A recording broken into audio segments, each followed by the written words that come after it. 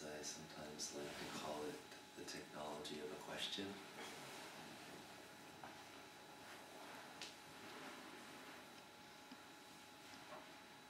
Whatever our technique, it's basically just a way to do a little adjustment with our consciousness to bring it back to the openness, the awareness, the spaciousness. And we can rest as that. And then when we can engage life, or the mind starts up again, we have this tendency to pull our awareness back into that. And we can feel that we apparently lose our connection to that openness. And so there's literally hundreds, thousands of questions we can use.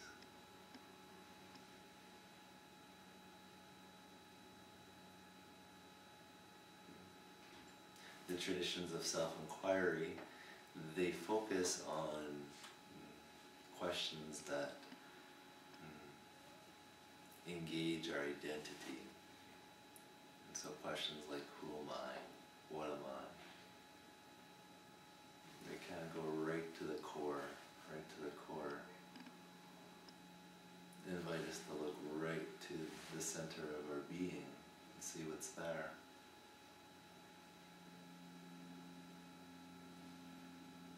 And of course we can start to engage these questions with the mind, and that can be fun. But ultimately a true inquiry question, it doesn't have a conceptual answer. Its answer, if we could say such a thing, is direct experience. Just, oh, there it is. I see what I am. What is it? I can't say. But I know that I am, and I know it's not what I think I am. That's it. That's it.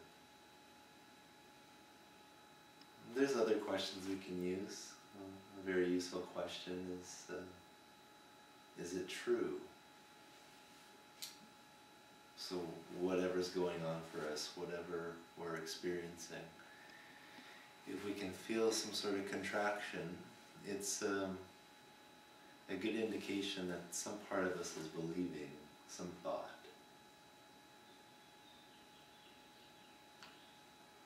And so there can be usefulness to understanding our conditioning, understanding our patterns of thinking.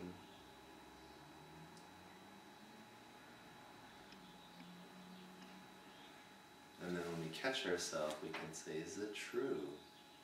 Is it true? And using the gold standard of truth that everybody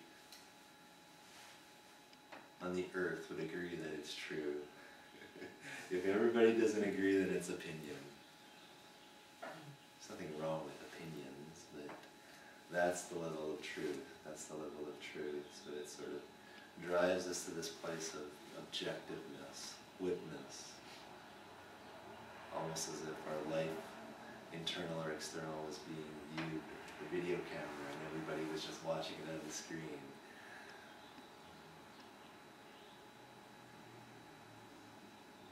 And of course it's very useful to have an understanding of our core beliefs.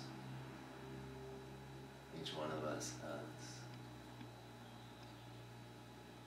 a set of conditions that we were given by our family and our teachers, society.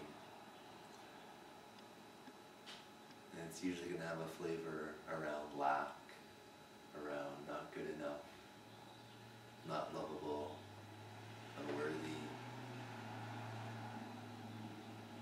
whatever, it's all the mind story.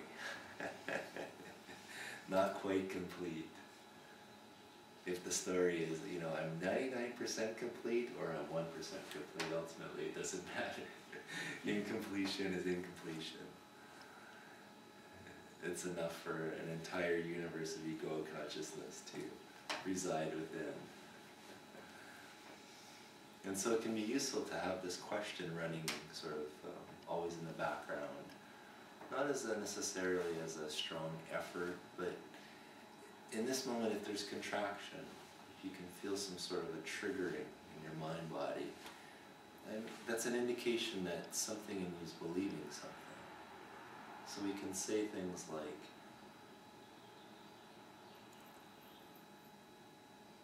what am I believing in this moment that's causing this contraction, that's causing this conflict? What am I holding on to? What position am I trying to withhold and hold up? What am I identifying with? Why is it so important that my opinion is heard?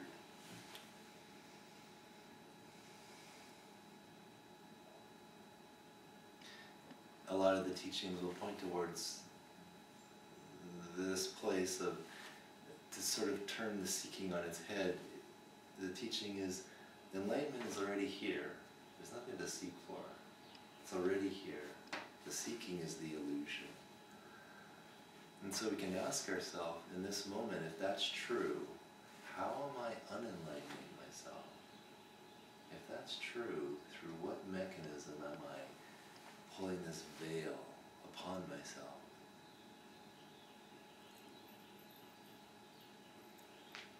And again, just throwing the question into our awareness and just seeing what comes.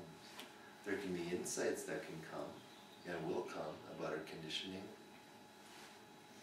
about how our inner psychic environment is connected, how events in our life have shaped us and molded us, and that's wonderful. That'll always come.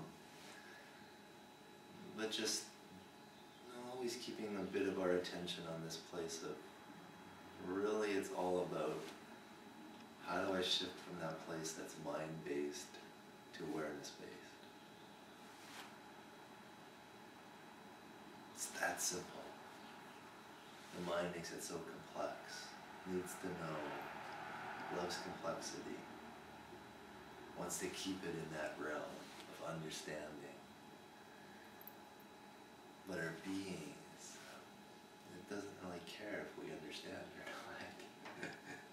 It wants to reveal its freedom and give us its freedom in every moment.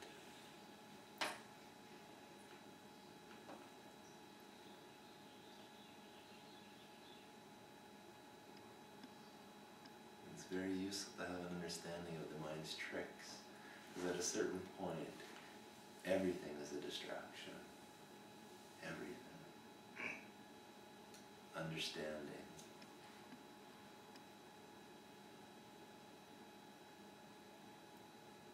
Not that it's not useful and important, but when it comes to awakening, when it comes to living a liberated life, understanding is always secondary, always secondary.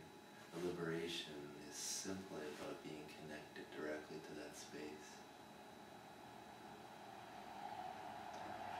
And eventually we will all find out that you can't do that through effort. You can't hold on to it. You can't be here all the time through effort. If effort is being expended, eventually we'll lose it. The abidance, the embodiment, the stability is revealed in that place where something in us is constantly letting go. This state comes up. And every experience and every state is temporary, so it comes up. So there's happiness, there's sadness, there's anger, there's expansion, there's contraction. So it's here. It eventually is going to pass away. And when it's passing away, can we let go of it? And the next moment, can we let go again? Can we let go again?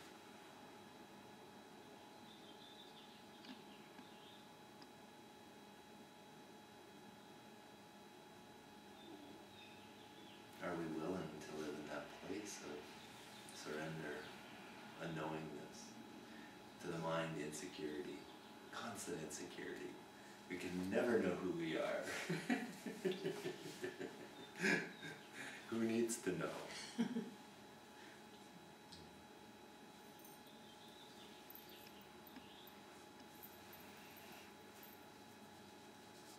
It's so fascinating, this entire awakening process takes us to some very powerful experiences,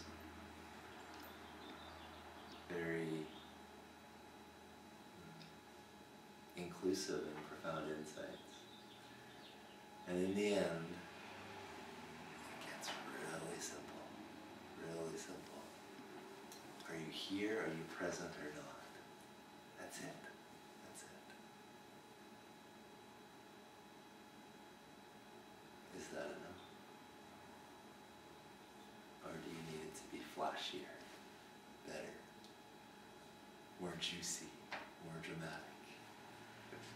Nothing wrong with juice, nothing wrong with drama, but it's a guarantee for suffering.